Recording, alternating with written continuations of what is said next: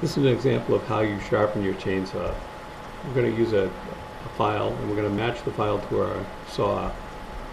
Okay, and what I'm going to do here is we're taking the file, we're going to line up, there's a little line on the chain, we're going to line that file up with the line on the chain, and we're going to push it through in one direction a couple of times. We're just going to get that burr off the edge.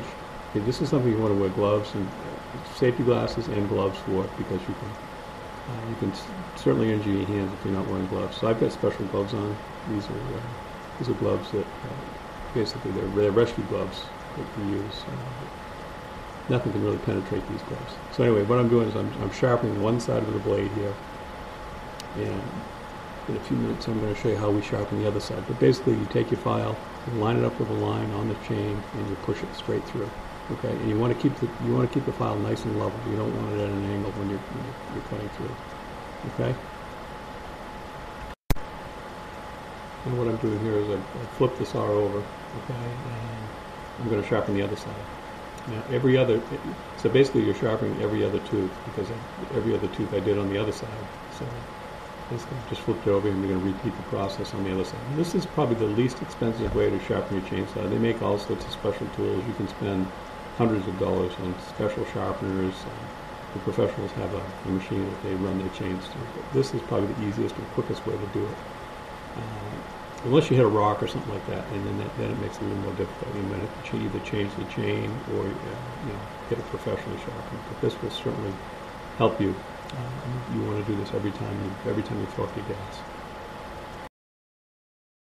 So what we're doing here is we're gonna actually. I've already mixed this, but I'm just showing you basically what you use. This is a pre-mixed. It's a 2-cycle oil that you mix with 1 gallon of gasoline. And basically, you can either pour the little bottle in of oil. You can do that first before you add the gas, or you can add it after you add your gas. You just want to make sure it's mixed.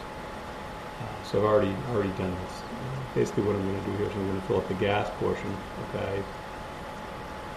It doesn't hold that much gas, so we're just going to pour the gas in, and then we're going to put the cap back on, and then after we put the cap on, we're going to go to the other side. And basically what the other side does, that's where you put your bar and chain on. You see I already have the caps removed here.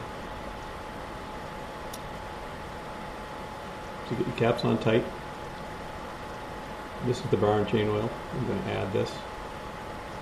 And then what this does, this lubricates the bar as you're cutting. It keeps your chain sliding around the bar. It keeps that chain lubricated so it doesn't wear out. And you fill both of those up. And basically put the caps back on, and we're ready to cut down a tree.